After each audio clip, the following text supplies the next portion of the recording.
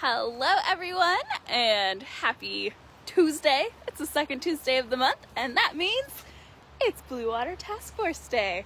I'm out here covering a site for our fantastic volunteers, Julie, Kendra, Kellen, and Frank. They're a Harbor Wild Watch team that comes out to Austin Estuary every month, but they were not available this time around. Which is okay, because you know what? We're a team, and teamwork makes the dream work. And so it gives me the excuse to come tour a different site for you all today. So let me flip y'all around by pushing the correct buttons and welcome you to a rainy but oh so beautiful Gig Harbor. We're out at the estuary here. You can see Donkey Creek is coming in hot. There's a lot of mud, and there's some mergansers, kind of, I don't know if they're fishing or what, but some cool seabirds are out at the mouth of there. Also maybe a female bufflehead or two popping around in that fresh water. Recently there was a high tide that actually covered all the way up to this picnic bench. So kind of a cool spot to remember that this is tidally influenced. And underneath all the water that's out there is an incredible mud flat with some kind of cool creatures we really only see here. As far as monitoring I've done, there's things like striped anemones, which of course are a non-native species, but still kind of cool. You find them on a lot of woody debris, as well as these little white snails. Okay, we're gonna see if we can zoom in on these birds because we've got two cool ones. Oops. Okay, so we have the bufflehead, which is this little cutie that is a diving duck. Smaller than this one, which is a merganser. I can tell by the way it has that really thin beak and kind of a cool hairdo, which its silhouette is doing a nice job of showing off. This is a fish-eating bird. There's a couple different types of mergansers, and I'm not sure which one, just based on the lighting. But very cool seabirds to see, and we only really see them in the winter months because that's when they come to the Puget Sound. Their northern places get frozen over in the winter time, and so as they head south, the Puget Sound is a great place to have flowing water that's full of food, and of course they can go hunting and get all their things. I'm also noticing across the way there's a great blue heron. So rain or shine, this is a great place to come watch some birds. You'll also notice a lot of times there's people paddling. You can see some recreational watercraft across the way, as well as lots of boats. There's of course the Gig Harbor racing team that practices out on these waters, and so essentially this is the reminder that people play here. And because people play in this place, this is one of our sites that we test every month, September through May, the other way around, once a month to look for fecal coliform. And so for those of you tuning in, if you want to let us know where you're watching from and maybe your favorite body of water to play in, we could talk a little bit more about why we sample these sites for fecal coliform. Essentially it's because nobody wants to go swimming in poo. Gross. And because this is a cool habitat that we play in and we want to protect. And so these monthly samples get analyzed at the Science and Math Institute. I currently have two fantastic student volunteers who are running those samples, and they get put in an incubator overnight to see if bacteria grows. And then depending on how much bacteria, we either, we'll enter that online. So if you're curious about the various sites that we monitor, as well as their fecal coliform conditions, those get entered kind of usually by Friday, because it takes a day for the results to come in, and usually it takes a day for me to enter them. And so by Friday we usually have our site with the updated month's results. Here again is that merganser popping around. Something fun to watch while I blob along about water testing. Oop, saw a fish, who knows? But yeah, so we sample, at this point there's 10 different sites. We have 11, but right now Owen Beach is closed to the public, and so that's another site that we know people play at. And do some polar plunge in there.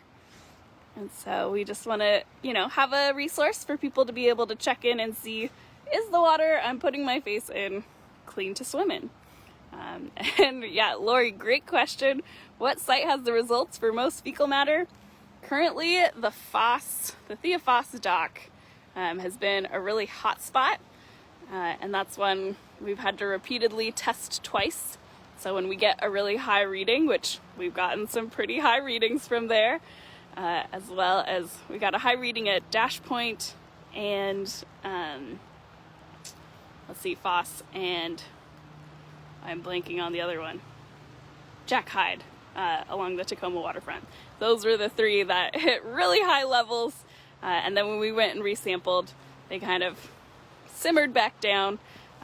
But if we got high samples again, that's usually when we contact the EPA, and then they can address, you know, we have, you know, somebody's pumping sewage out of their boat, or something is malfunctioning, or, you know, what is causing this leak of sewage. And so usually that we haven't actually had that have to happen. So thankful for that, at least in my time coordinating. And so hoping for clean samples, but it does tend to spike when we have a lot of rain. Part of that could be due to, you know, if people aren't picking up dog poop that gets left in the park, that can wash into the water. Storm water is one of the biggest threats to the water quality here in the Puget Sound, and so making sure that, you know, we're doing what we can in the upland zone to make sure that our actions don't negatively run off and influence these beautiful places, because what hits the ground hits the sound, and we can definitely do our part to make sure that the water is as clean as possible that's running into our waterways. And so yeah, because there's a lot of rain, because it is currently raining, as I zoom into these birds again, you can see it is just pouring down rain here. So my prediction is we will probably have a couple high readings, and then, you know, get our resample game on. The resample game is strong because, again, this is a volunteer-based monitoring effort. We have a whole awesome crew of 21 humans who go out every month to collect samples and analyze them.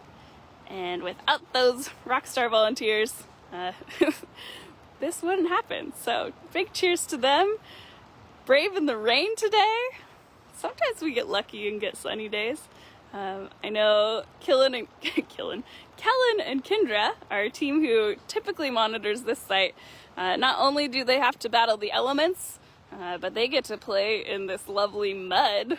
So when the tide is low, it's kind of a bummer for them because they get socked in up to their ankles, maybe up to their knees. I don't know.